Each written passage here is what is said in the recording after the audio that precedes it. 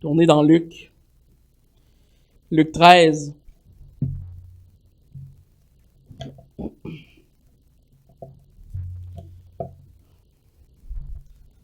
On retourne dans le texte de Luc ce matin. La dernière fois... Pardon? Tu me surveilles? C'est correct, surveille-moi. On retourne dans le Luc... dans le texte de Luc. On va regarder les versets 22 à 30.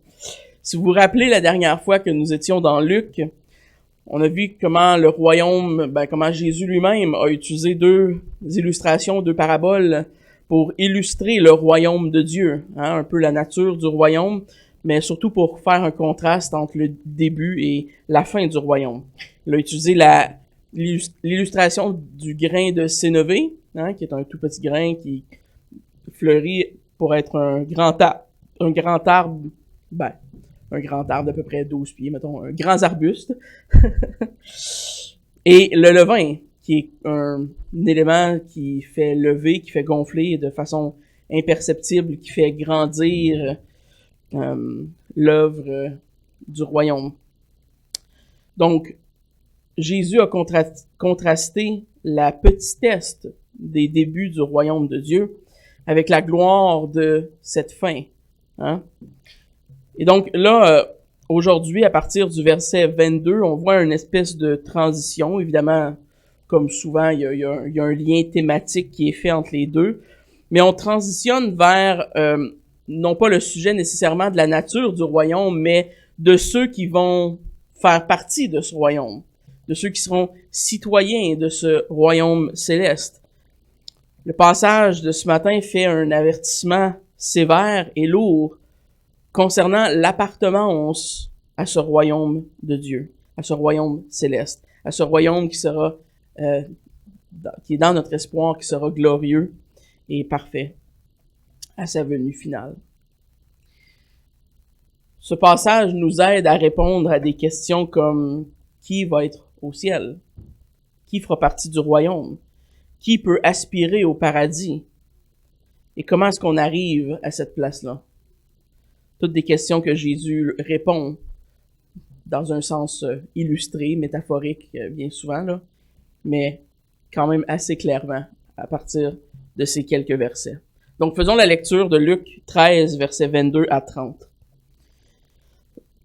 Excusez.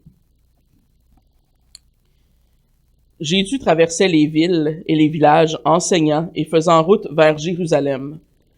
Quelqu'un lui dit, « Seigneur, n'y a-t-il pas que peu de gens qui soient sauvés? » Il leur répondit, « Efforcez-vous d'entrer par la porte étroite, car je vous le dis, beaucoup chercheront à entrer et ne pourront pas. Quand le maître de la maison se sera levé et aura fermé la porte, et que vous, étant dehors, vous commencerez à frapper à la porte en disant, « Seigneur, Seigneur, ouvre-nous !»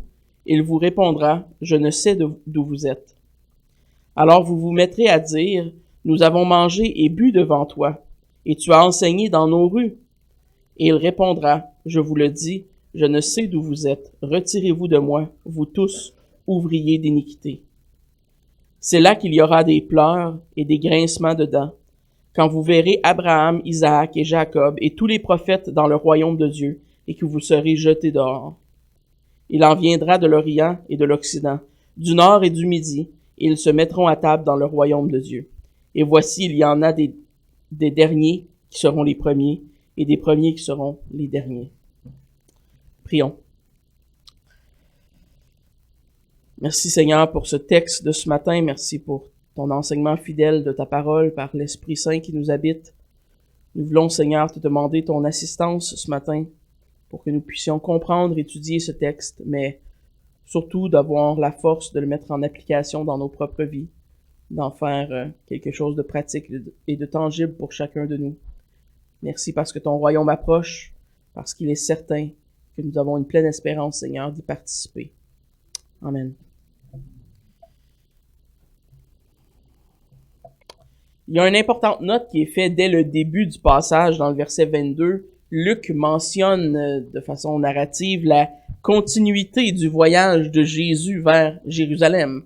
Hein, on sait que dans un contexte plus global, depuis quelques chapitres déjà, on est dans dans ce cheminement de Jésus qui marche vers Jérusalem, qui marche vers la croix essentiellement.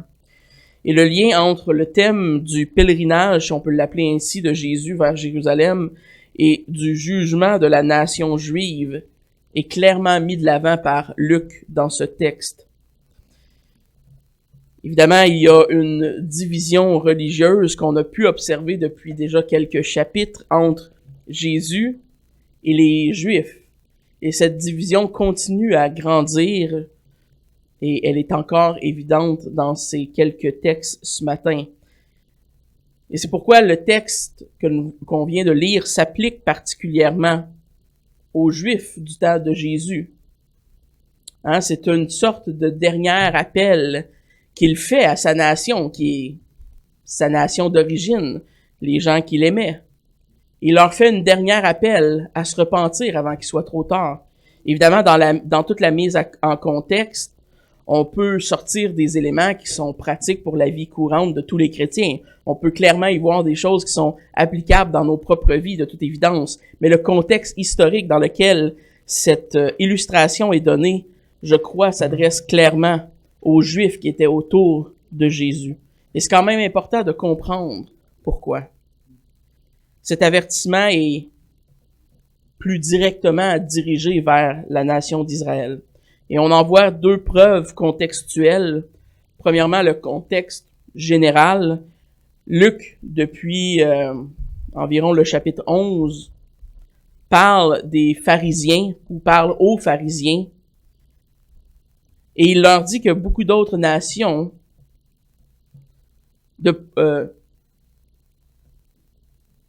beaucoup parmi la nation n'ont pas répondu, de façon favorable à l'appel de l'Évangile. Donc, beaucoup de ses frères, de ses sœurs israélites n'avaient pas répondu adéquatement à l'appel de l'Évangile qui avait déjà commencé à être fait. Et donc, depuis le chapitre 11, on voit à répétition des avertissements et des appels, des derniers appels, si on peut dire, pour susciter la foi de ces gens. On a même vu dans un texte que les Juifs se croyaient unis aux patriarches et aux prophètes de par simplement leur ethnicité nationale. Et pourtant, Jésus les a déjà avertis que s'ils se fient seulement sur leur lien de sang, ils vont être séparés de ces prophètes qu'ils aiment, qu'ils prétendent aimer. Jésus prévient que le temps presse et qu'une fois que la porte sera fermée, il sera trop tard. Évidemment, on peut appliquer ce principe à tous et chacun, mais il s'appliquait dans le contexte beaucoup plus spécifiquement au peuple juif. Et deuxièmement, on le voit par l'addition des gentils à la table du Seigneur au banquet à la fin de ce texte qu'on vient de lire. La section se termine avec, puis on va y revenir en plus de détails plus tard, mais la section se termine avec une annonce à ce qu'on peut seulement décrire comme les nations gentilles autour d'Israël à se joindre à la table. C'est indéniablement une référence à ceux qui sont greffés au peuple de Dieu. Donc le royaume prend de l'expansion, hein, si on revient un peu au thème qui vient d'être annoncé, au grain de sénévé, à l'image du levain, le royaume prend de l'expansion. Et les Juifs couraient le risque d'être expulsés, de manquer le bateau. Ils devaient répondre, et maintenant était le temps de répondre. Le Fils de Dieu était devant eux, le Messie était là. Et s'y attendaient trop, les nations étrangères, les gentils, s'assiraient à la table avec Abraham et les prophètes. Imaginez l'insulte pour un Juif. C'est pourquoi le texte nous dit que dans les derniers temps, c'est pourquoi le texte nous dit que c'est un dernier avertissement à Jésus pour son peuple qu'il aimait, comme n'importe qui d'entre nous, j'imagine, on a un attachement à ceux qui font partie de notre nation. Ce qui nous amène à se poser quelques questions ce matin. Cette image que Jésus fait de la porte étroite et de cette espèce de last call, si on peut l'appeler, concernant le salut des Juifs, nous apporte à nous poser la question suivante. Qui va être sauvé? Qui peut être sauvé? Qui sera sauvé? Et la question est posée quand même assez directement à Jésus, hein? Et on lui demande, est-ce que c'est vrai qu'il va y avoir peu de gens dans le royaume? C'est quand même drôle, si la question est posée de façon un peu étrange. Il y a une présomption dans la question qui est posée. Et la présomption, c'est que le royaume va effectivement être petit. Peut-être que c'est une des personnes qui avait écouté Jésus depuis une couple de chapitres puis qui commençait à catcher que le nombre de gens allait pas être si élevé que ça finalement dans le royaume.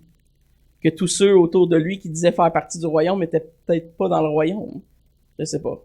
C'est beaucoup d'insinuations dans le texte, là. Mais la tournure de la question est quand même intrigante. Après de nombreux avertissements, une personne demande à Jésus, qui peut être sauvé? Qui sont ces gens qui seront dans le royaume? Jésus utilise la question, comme Jésus fait souvent, utilise les questions pour enseigner. Et encore une fois, il montre l'urgence du salut pour l'être humain. Oui, évidemment, en contexte pour les Juifs de sa nation, mais de façon générale pour l'être humain. La réponse de Jésus est quelque peu surprenante dans un sens. Il nous donne l'image d'une porte étroite. Il ramène en l'avant-plan l'image du maître et ses serviteurs. Il nous parle de mettre nos efforts à traverser la porte. Une porte qui est décrite comme étant étroite. On voit que le chemin vers le royaume semble passer par quelque chose qui est très spécifique. Il passe par dans d'autres évangiles, on va dire, on va même, je pense dans Matthieu va ajouter le chemin est étroit, pas juste la porte, le chemin. Et il semble avoir l'idée d'une force, d'un travail pour y entrer. Et d'ailleurs, c'est ce qui va pousser certains chrétiens à tangente arménienne à voir une preuve du salut par le choix et les efforts de l'homme dans ce texte. Après tout, c'est vrai que la racine du terme grec « s'efforcer » peut être traduit par un combat, une labeur, une lutte, une difficulté. Donc, il semblerait qu'ici, il y aurait peut-être un bon argument à première vue pour nos frères arméniens. Évidemment, je ne crois pas que c'est la façon qu'on devrait interpréter le texte, vous en serez peut-être pas surpris, mais c'est indéniable dans la réponse que Jésus donne à cette personne que le chrétien doit être poussé à examiner son zèle et ses choix face au Seigneur et ses efforts. Cependant, rien dans le texte nous force à conclure que le salut est nécessairement produit par ces efforts-là. Donc, il s'agit de bien lire le texte et de bien le comprendre. Quand on considère d'autres passages de l'Évangile, de la parole de Dieu, on voit clairement que c'est le Saint-Esprit et son œuvre dans l'homme, chez le chrétien, qui nous pousse à chercher cette porte étroite, qui nous pousse à faire ce travail de labourer dans le chemin étroit. Ce n'est pas l'effort en soi d'entrer dans la porte qui nous sauve, mais il est nécessaire de travailler pour rentrer dans la porte étroite. Je ne sais pas si vous voyez la distinction, mais en fait, la réponse de Jésus confirme, dans un certain sens, qu'il y aura peu de gens de sauvés, de ceux qui sont sauvés, et que ceux qui sont sauvés, seront marqués par ce zèle et cette passion de la recherche du royaume de Dieu. Ils seront marqués par le fait que ce seront des gens qui vont chercher à entrer par la porte étroite. Leur vie, leur style de vie seront caractérisés par un désir de passer par le chemin que Dieu a prévu. Donc, ces efforts et ce zèle qui nous est décrit dans les termes de Luc quand il dit « efforcez-vous » sont bien réels, mais ils sont le fruit du salut. Ils sont le fruit du Saint-Esprit qui agit dans le croyant.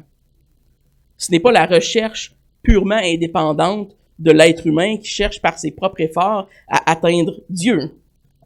et rien dans le texte nous force à le lire ainsi.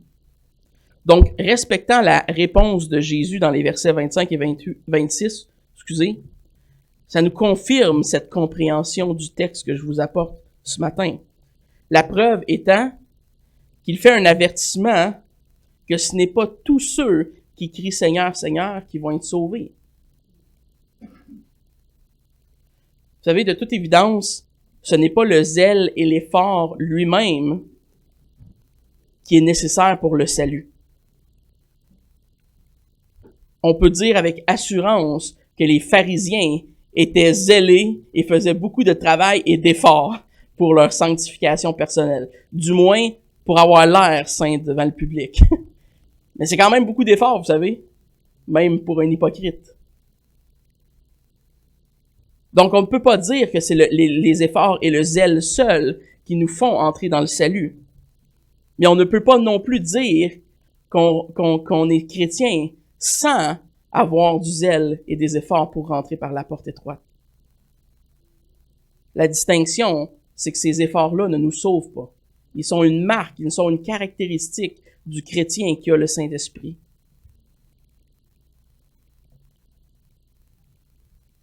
Donc, c'est non seulement l'effort qui est important, selon Jésus, mais aussi la voie qui est empruntée. Ce sont les efforts plus la porte étroite qui confirment le salut ou qui donnent l'assurance du salut pour le chrétien. Donc, ce passage n'est pas une preuve contre le calvinisme, du moins j'en suis convaincu. La réponse de Jésus démontre que ceux qui ont la foi, ceux qui ont la grâce de Dieu, font tous les efforts nécessaires pour marcher dans ce chemin de vie, dans ce style de vie que Dieu, le Père, demande. Éphésiens 2, versets 8 et 9 nous dit « Car c'est par la grâce que vous êtes sauvés par le moyen de la foi. Cela ne vient pas de vous, c'est le don de Dieu. Ce n'est point par les œuvres afin que personne ne se glorifie. » Un des passages les plus clairs de la parole de Dieu en ce qui concerne la nature du salut. Évidemment, ça ne vient pas de nous, mais ça ne veut pas dire que Dieu et le Saint-Esprit ne nous donnent pas la force et le travail nécessaire pour labourer vers cette porte étroite. Donc, clairement, Jésus ne se contredit pas dans Éphésiens et dans Luc. On sait que la parole ne se contredit pas, puisqu'il ne parle pas du moyen du salut, mais d'un de ses résultats. L'image de la porte étroite nous rappelle que l'entrée du royaume est pas automatique pour tous. Et s'il y a une chose que ça pourrait nous enseigner hors de tout doute, ce message ce matin, c'est que le salut universel est clairement pas une option. Malheureusement, une doctrine qui est enseignée par certaines mouvances chrétiennes, en tout cas, qui se disent chrétiennes. Le salut passe seulement et uniquement par le sang de Christ à la croix pour laver nos péchés. Il n'y a aucune façon de s'en détourner. Le salut n'est pas universel. Si le salut était universel, on pourrait emprunter n'importe quel chemin et prendre n'importe quelle porte. Et c'est pas le cas. Et c'est aussi une image, cette porte étroite, de la sainteté et de la pureté qui sont nécessaires pour avoir dans nos vies personnelles l'assurance de notre salut. Une personne qui vit dans le péché et qui est caractérisée par une vie mondaine n'a pas droit d'avoir l'assurance de son salut. Non, c'est pas seulement qu'elle l'aura pas, mais elle n'a pas ce droit d'avoir l'assurance de son salut. Et ce serait même malsain qu'une personne qui vit dans un style de vie mondaine et qui ne cherche pas à faire ses efforts pour rentrer par la porte étroite, de croire qu'elle est peut-être chrétienne ou de croire avec assurance qu'elle est chrétienne. Parce que si on se fie à ce passage, il y a des bonnes chances qu'elle ne le soit pas.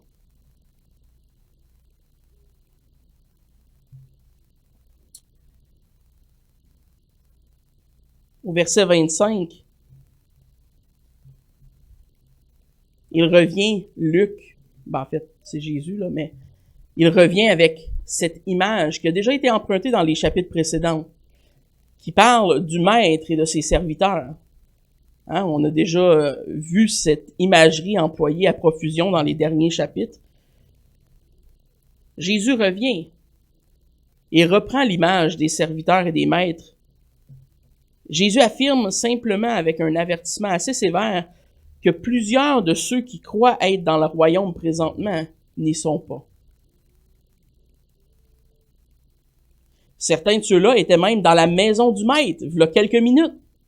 Ils sont sortis dehors pour aller faire une commission, puis ils peuvent plus rentrer. L'image est vraiment aussi flagrante que ça. Évidemment, on sait que ce reproche, comme je l'ai dit au début, s'adresse principalement aux Juifs présents parmi Jésus, mais le contexte dans lequel le Messie marche vers la croix explique facilement l'urgence du ton que Jésus emploie face à ces gens. On sent une urgence dans la façon dont Jésus exprime cet avertissement.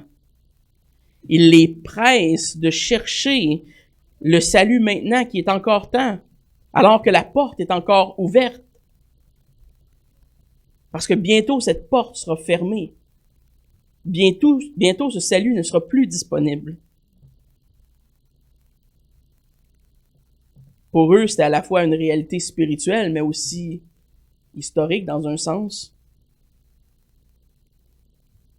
Cela étant dit, rien ne nous empêche de tirer quelques principes généraux du texte aujourd'hui, parce qu'il y a plusieurs de ces principes qui s'adressent à nous.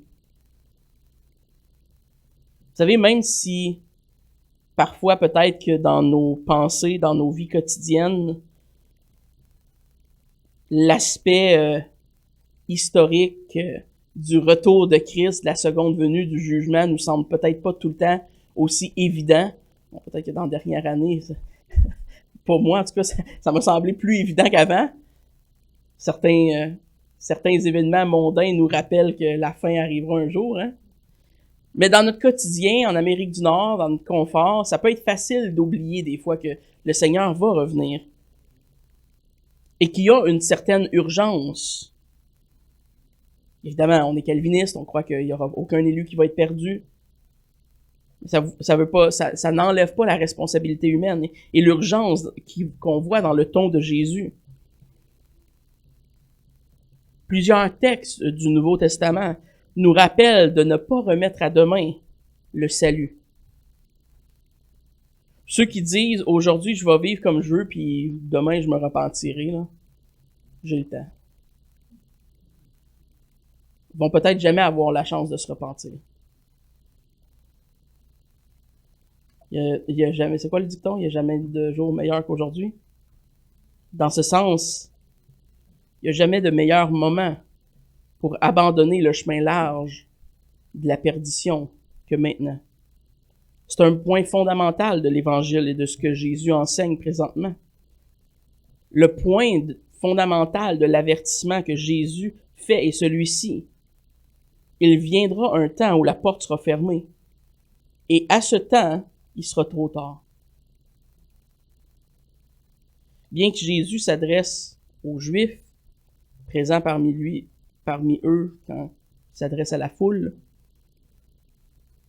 pour des raisons évidentes qu'on a vues, le principe tiré du texte est aussi vrai pour nous aujourd'hui en tant que chrétiens.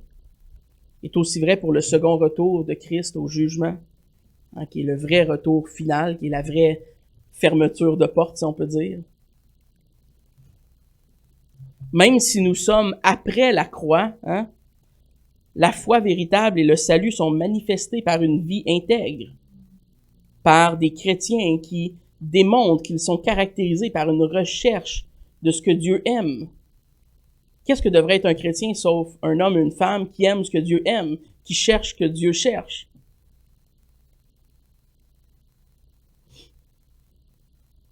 Ceux qui sont hypocrites et qui ne font que vivre pour l'extérieur du christianisme vont être trouvés comme ces Juifs qui frappent à la porte du Maître. Eux qui étaient circoncis de chair, mais pas dans leur cœur. Le Maître n'ouvrira pas la porte. Il va même leur dire « Je vous ai jamais connus ». Nous pouvons aussi apprendre de ce texte que malgré la souveraineté de Dieu, dans notre salut, le chrétien est jamais appelé à être complaisant. On n'est pas appelé à juste comme s'asseoir sur nos lauriers puis rien faire. C'est pas la vie à laquelle Dieu nous appelle. On peut apprendre de ce texte que malgré la souveraineté de Dieu, et malgré plusieurs autres textes, pas juste celui-là, certains même nous rappelant que la tiédeur n'est pas un fruit du salut, que Dieu a en horreur les gens qui sont tièdes. Les chrétiens devraient être zélés pour les bonnes œuvres. On devrait aimer la sainteté. L'Église de Christ doit être la lumière qui éclaire les ténèbres, doit être ce flambeau qui est mis sur une montagne et qu'on n'éteint point. De nombreuses images dans le Nouveau Testament nous rappellent que la vie du chrétien n'est pas une vie passive à rien faire en attendant la fin du monde. Il y a des efforts à être mis. Il y a des combats à être faits. Il y a des ennemis à vaincre. Nous sommes sauvés par la grâce de Dieu seul et par le Saint-Esprit qui agit dans nos vies. Mais on doit mettre tous nos efforts à ce salut, comme nous rappelle le passage de Philippiens 2, versets 12 et 13. Ainsi, mes bien-aimés, comme vous avez toujours obéi, travaillez à votre salut avec crainte et tremblement, non seulement comme dans ma présence, mais bien plus encore maintenant que je suis absent, car c'est Dieu qui produit en vous le vouloir le faire selon son bon plaisir. Dieu vous a sauvé, parfait. Vous avez le salut, excellent. Maintenant, efforcez-vous, travaillez, soyez sanctifiés, cherchez la parole de Dieu, cherchez la voie étroite, cherchez la porte étroite. Ce que vous ne pouviez pas faire quand vous ne connaissiez pas Dieu, maintenant vous pouvez le faire par l'Esprit Saint. Et beaucoup de Juifs au temps de Jésus croyaient entrer dans leur royaume de par leur naissance parmi le peuple d'Israël. Le verset 26 nous démontre que les Juifs qui essayent nous démontre des Juifs qui essaient de se justifier après leur première tentative, hein? Parce que, bon, la première fois, au verset, je crois, 25, il leur dit, Seigneur, Seigneur, ouvre-nous. Puis le maître leur répond, je ne sais d'où vous êtes. Ils viennent de sortir de la maison, mais là, ils ne reconnaissent plus. Parce que, de toute évidence, ils n'ont jamais fait partie de la famille de ce maître-là. Ils n'ont jamais été des vrais serviteurs. Peut-être qu'ils ont dit être des serviteurs, peut-être qu'ils ont servi le maître de façon superficielle, peut-être qu'ils ont été dans sa maison, qu'ils ont passé le balai, qu'ils ont fait des trucs, mais ils n'ont jamais réellement appartenu à sa famille. Ils ne sont pas retenus. Mais ils reviennent à la charge. Hein? Ils abandonnent pas là. Ils disent, hey, wow, j'ai du chant de juif, moi. On m'ouvre la porte. Jésus leur répond par l'image du maître, je vous ai jamais connu. Vous faites partie des enfants d'iniquité. Ouf. Non seulement le maître ne les laisse pas rentrer par la porte qui est déjà fermée, mais il leur rappelle qu'il les a jamais réellement connus. Et pour la deuxième fois dans Luc, Jésus fait cette déclaration radicale sur l'enfer, confirmant que leur compréhension du salut était effectivement erronée. Et ce principe s'applique aussi à nous. Ce n'est pas parce que nos parents sont chrétiens, ce n'est pas parce que nos grands-parents sont chrétiens, ce n'est même pas parce que vous venez ici le dimanche que vous êtes nécessairement sauvés. Ce que Jésus révèle ce matin, c'est que le salut se manifeste de façon tangible dans la vie de ceux qui sont sauvés. Oui, il y a des moments où est-ce que c'est moins évident. Il y a des moments où est-ce qu'on va même remettre notre foi en question parce que ça va pas bien, parce qu'on est dans le péché, parce qu'on est dans le combat. Mais de façon générale, si on ne peut pas regarder à notre vie et dire de façon assez objective, oui, le Seigneur a fait un œuvre, on est dans le trouble, honnêtement.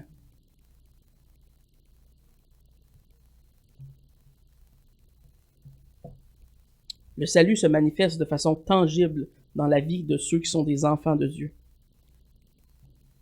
Vous voulez savoir ce matin si vous êtes sauvés? Posez-vous les mêmes questions que ce texte pose. Est-ce que je cherche la porte étroite? Est-ce que je cherche à m'efforcer à passer par le chemin étroit? Ou est-ce que je fais juste me fier sur le fait que j'ai fait une prière quand j'avais 6 ans? Ma mère m'a dit de réciter une prière de repentance.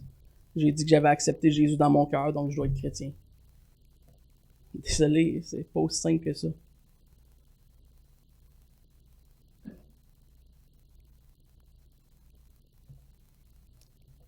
Est-ce que vous avez une assurance du salut qui est basée sur vos œuvres?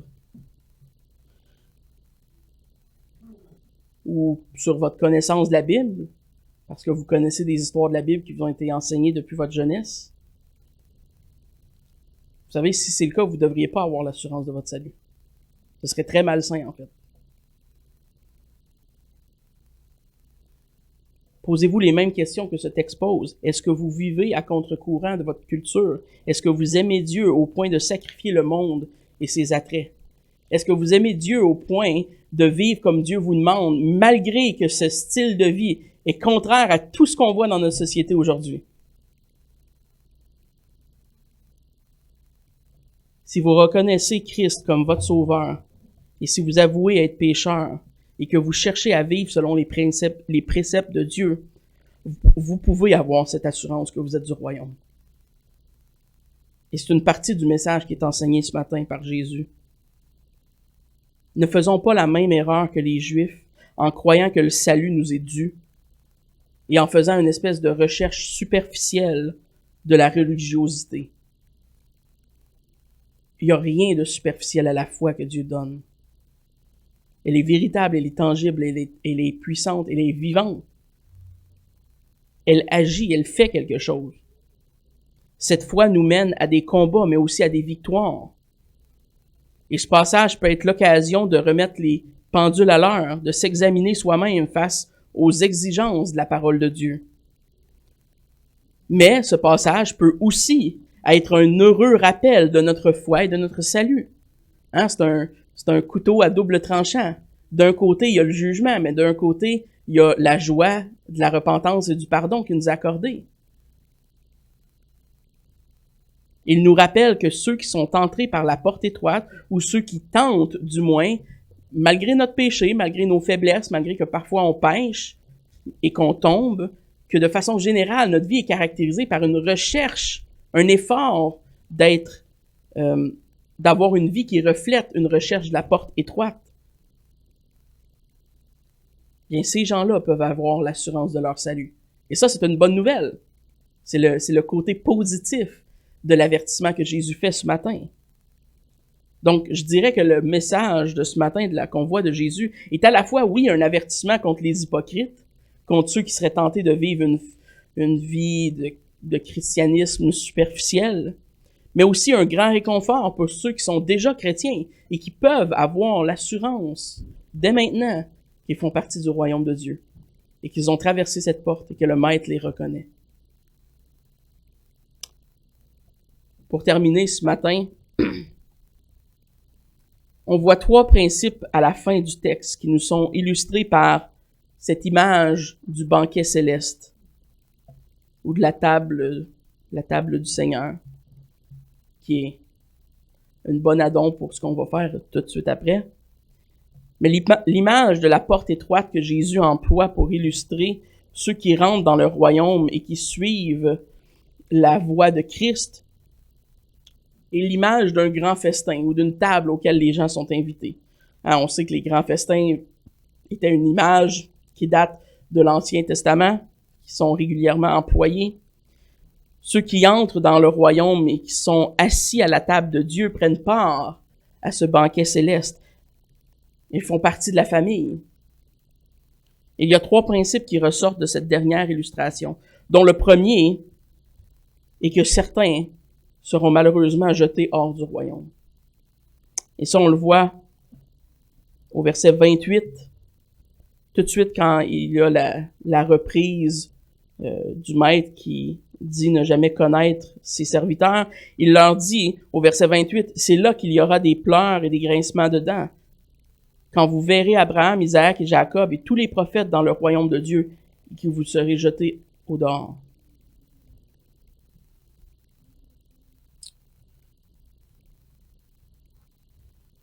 Le langage du grincement des dents et des pleurs fait référence à ceux qui vont se présenter devant la porte qui est fermée et qui vont être rejetés du royaume, et qui vont comme régimber leur colère, pas contents.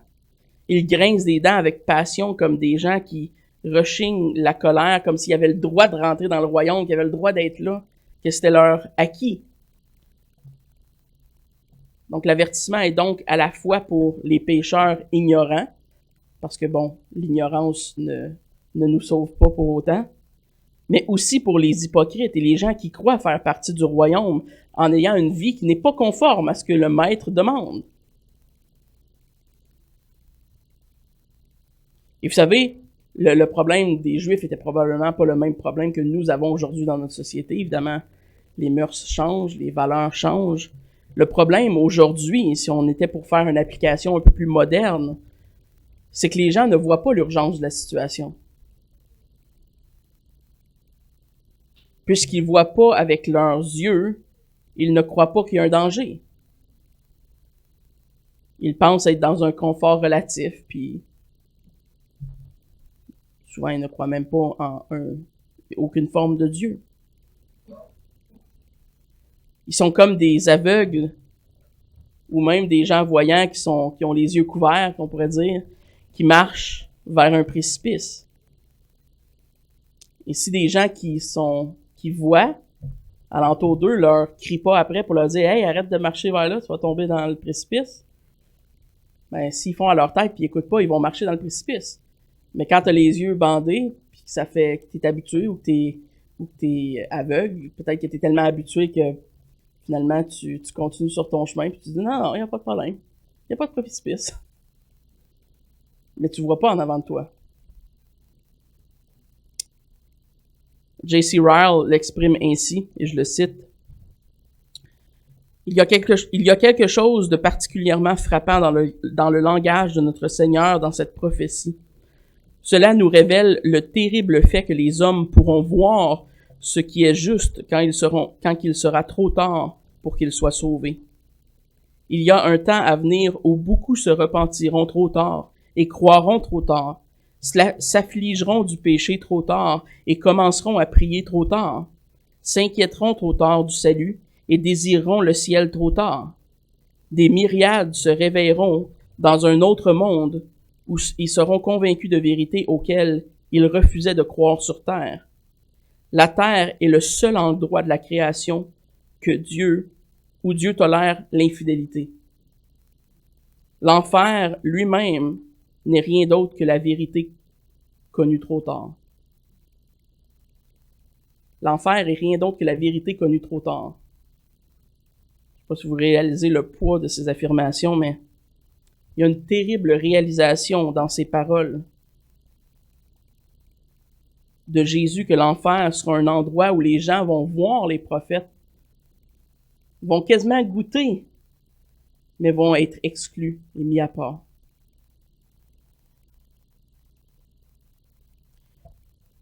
Les gens connaîtront la vérité. Ce ne sera pas comme sur terre. Ils vont savoir que Dieu existe. Ils vont savoir qu'ils ont été pécheurs. Ils vont savoir qu'ils devraient se repentir. Et il va être trop tard. La porte va être fermée. Ils seront réellement et tangiblement rejetés du royaume dans tous les sens du terme. Et bien que ça peut sembler aujourd'hui un peu terrible comme réalisation, ça nous rappelle du juste sort du pécheur. Le problème, c'est pas que Dieu est cruel et injuste. Le problème, c'est qu'on ne comprend pas à quel point le péché est tordu et à quel point le péché mérite l'enfer. Le problème, c'est qu'on ne comprend pas le péché, c'est quoi.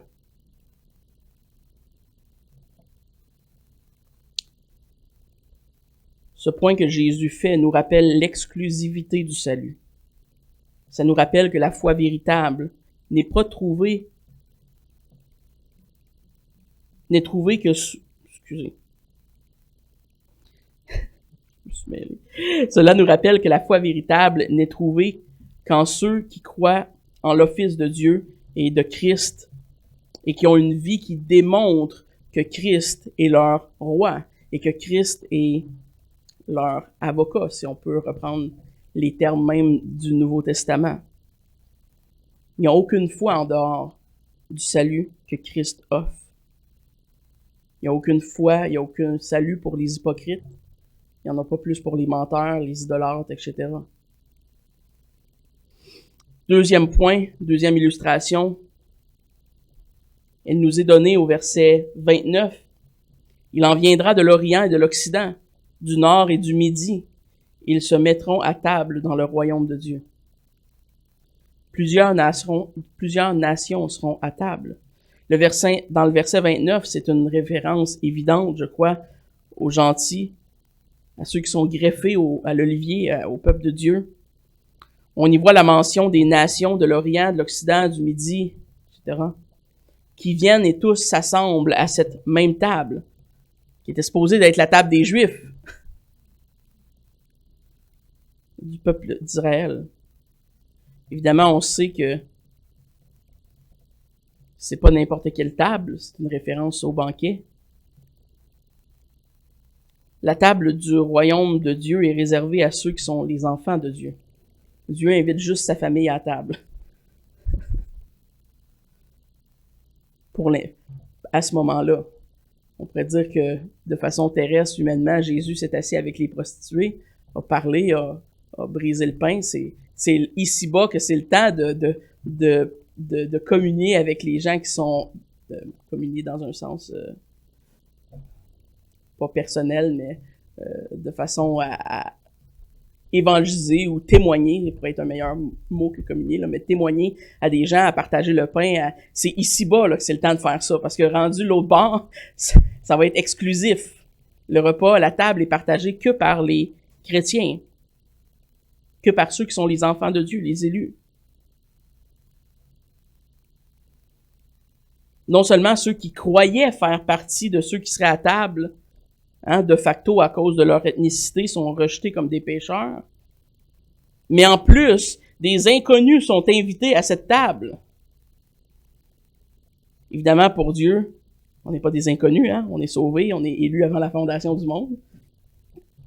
Mais pour un juif, le gentil était un intrus à l'alliance. Il faisait pas partie de cette alliance initiale. Et donc, l'idée que la table soit partagée entre des juifs fidèles et d'autres invités de d'autres nations était probablement scandaleux pour l'auditoire de Jésus à ce moment-là. Probablement qu'il n'était pas très content d'entendre ça.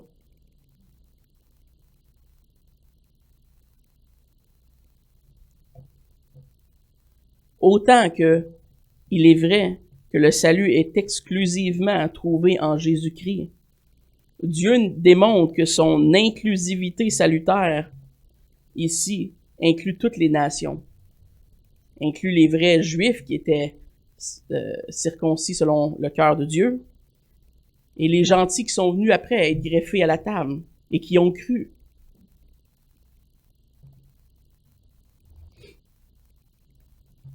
En conclusion, ce matin, le troisième point, le dernier que je vais faire, qui est dans le texte, c'est celui qui vient au verset 30, qu'on pourrait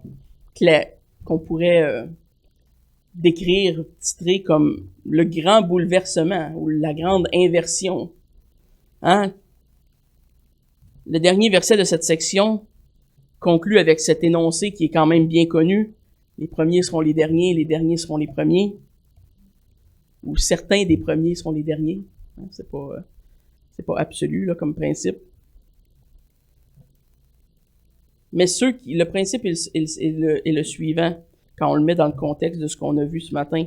Ceux qui s'élèvent ici-bas et qui croient faire partie de l'élite religieuse juste à cause de leur ethnicité sont mieux de prendre garde aux paroles de Christ.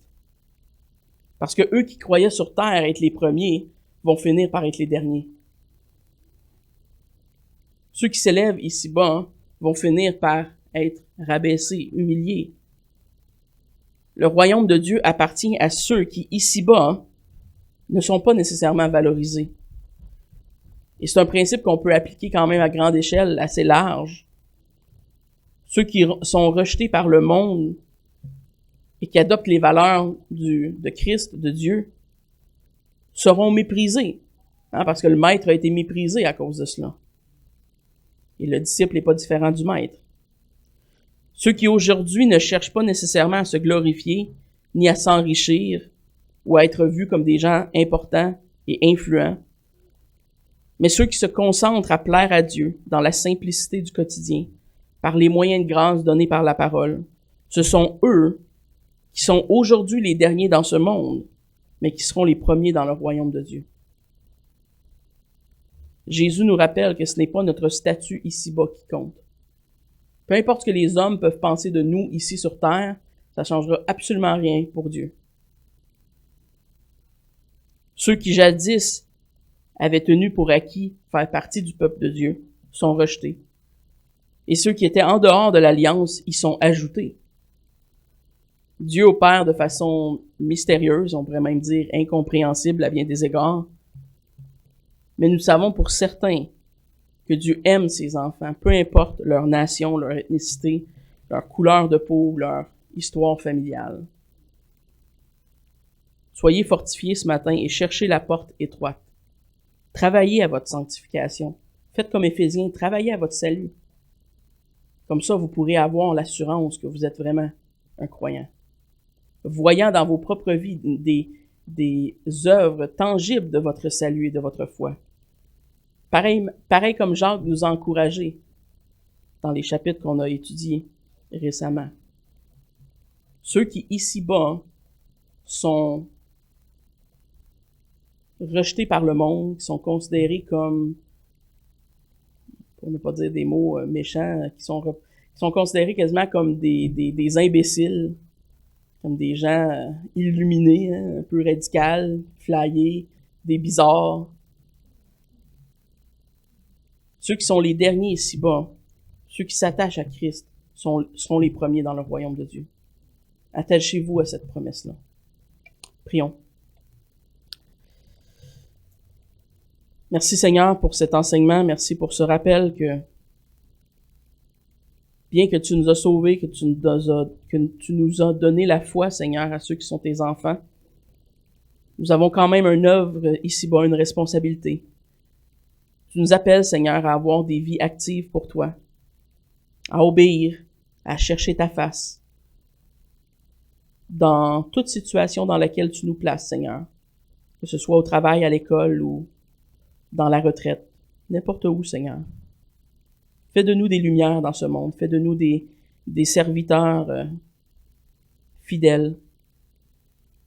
Et Seigneur, à la lumière de ce que tu fais dans nos vies, donne-nous l'assurance de notre salut. Ne laisse pas l'ennemi venir gruger, Seigneur, à notre foi, venir placer le doute. Seigneur, rappelle-nous cette œuvre que tu fais et donne-nous l'assurance, Seigneur, de notre foi. Merci pour ton œuvre de rédemption à la croix. Merci pour ton Fils, Jésus-Christ, et pour cette table, Seigneur, à laquelle on prend part dès cet instant. Amen.